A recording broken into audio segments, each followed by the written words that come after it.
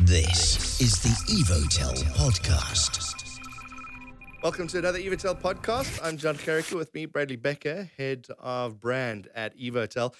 Bradley, this is such a good news story, and if anybody's watched our town halls over the months or listened to the podcasts, the one thing you talk about a lot is how installers, how the crew that put your fiber in are empowered, and you use local service providers to be able to do that. Tell us about what this service provider you're going to tell us about in Rustenburg. Give us the Twitter story of them first. So with any build that we commence, it's not just about connectivity, it's about how do we uplift that community, how do we provide a development of skills, all those type of things. And Ivan from Mosia Ke Mosia was one of the local SMEs in Rustenburg that was part of, the application of way leaves to actually build in Rustenburg. Has been part of that journey from the beginning, and he's a local, born and bred Rustenburg resident who has, a vast knowledge of the environment, the community, how the municipalities work. So it makes that rollout a lot smoother, and that is one of the reasons also why we partner with contractors like this. Is it gives us that edge in terms of making sure that the network is rolled out as best as it can be, and using local knowledge is always an advantage. I hadn't even thought of that. They've obviously done work before as big contractors, or they're a relatively small contractor, but they've done work for the municipality before, so they know who to speak to, what paperwork is needed, as opposed to you just rocking up with a crew of 1,000 saying, well, "This is what we want to do." No, definitely. They've been in the area. They've done multiple projects for different providers. So they know exactly who to deal with at the municipality. When it comes time, like where we've had to log a call or ticket with the municipality because we've damaged utilities, they know how to get things resolved a lot quicker. So it definitely gives you an advantage in terms of making sure that the rollout is smooth by having these guys that have that knowledge. We from Joburg, we like to think we know everything, but we don't always, do. And that's why we partner with the likes of Mosia Ke Mosia. They guide us as much as we guide them. I was going to say, so they're helping you. How are you helping them besides obviously giving them some work? I think the biggest help that we've obviously brought to the table is just skills and development. Once Rustenburg is completely built, we want to be able to leave, something with substance and skills in this country is something that, really needs to be driven. And we are proud to be part of developing this country in more ways than just connectivity. During the fiber rollout, they are building, a team of laborers who now start getting experience in terms of civil work, in terms of fiber floating and splicing and actual installations. These are skills that you can take and mimic into various other businesses. And just overall business growth and guiding them in terms of how to make their business sustainable even when Evotel is not there. That is our goal. And hopefully use them in other rollouts, I imagine. Or train, these guys can go and become trainers, coach the coach is a sporting term. And then they can go and help you in Rustenburg surrounds, for example. Correct. There's so much more ground to cover in South Africa. And, these guys, although they from different communities and different municipalities and different areas, they all kind of know of one another. The industry, as much as it seems big, is quite small as well. So there's always opportunities that they can then go and expand their skills in other areas and help with the rollout of fiber in those other areas. I was just having a look at a quote from Ivan Mosia. He's the CEO of Mosia Ke Mosia.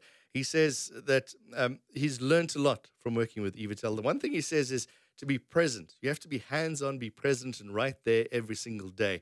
It's an interesting lesson from a manager. You always imagine, especially labourer managers, it's like, well, go dig a hole over there while I sit and drink my coffee and watch you. That's interesting analysis that he's got there. Yeah, and I think it's an ethos that we have even at Evotel. We like to be hands-on. We like to be involved in the rollouts to ensure that everyone is achieving what they've set out to achieve, and the same goes for contractors. We're there to walk hand in hand with them, and Ivan, hence why he's one of the contractors that we have partnered. He shares that same vision. He likes to be involved. He likes to ensure that his laborers and his staff are looked after. and just guided, because it is relatively new to them. So, with any new process, you have to be hands-on to make sure that you also ironing out all the kinks and you're learning yourself. And I think Ivan has really taken that, to heart. And I must give credit to, our CEO, Albert, and our COO, Andrew, as well as our head of implementation, Brad, who actually manages the contractors. We try and enable them, we try and guide them, and we've started seeing how all the guidance and the assistance that we've given Ivan, he started now pushing down towards his staff and started, elevating them as well. You mentioned earlier about, besides supplying fiber, is how you want to empower the country. Ivan goes on to say everything that Evotel says they do. Everything they say they will do, they do it. Talking bigger picture, how important is that in a modern business? We see these big multinationals coming in, and I don't want to mention any names, but they come in and they sort of just seem to take over. Small company, you've got slightly established. How important is that ethos? That promise is a promise. Yeah, I mean, it's an ethos that we, even push towards customers to ensure, if we say we're going to do something, if we say we're going to fix something, or if we're going to attend to something, we do. And it's vital, especially in a very saturated market that we're in. It's a very price sensitive market, but I think it's also a very customer service orientated market as well. And we want to be known as someone that doesn't just say, but does as well. And the same goes for Ivan, everything that we've taught him, he's kind of implemented in his own business.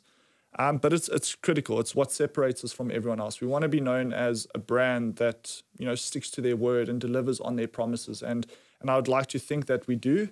And I can see Ivan doing the same. When he does say to a resident, I will come and, resolve your query, I'll plant new grass, he sticks to it and he actually delivers. And it's good to see. That's an important thing, because a contractor, the public doesn't see a contractor. They see Evotel coming and putting in fiber. How important is the relationship you have with your contractor so that the customer doesn't get that bad experience? Yeah, it's fundamental. Obviously, contractors and laborers in the area are, front-facing. They deal with customer queries, sometimes before we do.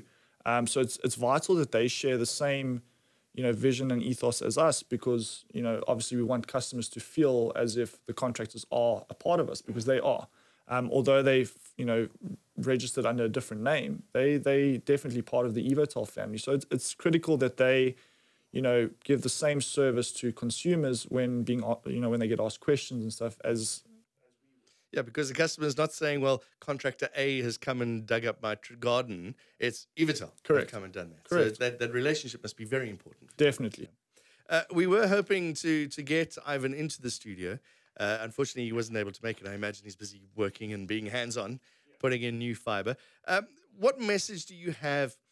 You're obviously going to be rolling out to a potential new contractor. Ivan started with 10 employees. He's got over 100 employees now. So you're not looking for massive companies to help you. So what suggestions do you have if somebody wants to get involved, wants to be a contractor at some of these future venues you're rolling out? Again, we always encourage people to reach out to us, irrespective of what it is. So the same contact channels that we give to customers, send us an email to info@evotel, and we'll then forward it on to the necessary people. Mm-hmm. Again, we always appoint a primary contractor, which helps manage and develop those skills with these subcontractors, which are in most cases local SMEs. Mm-hmm. Obviously, there's a process that needs to be followed with the municipality. You need to be a listed contractor or vendor with the municipality to enable you to be able to work in certain towns. So obviously, there is that process that they need to follow.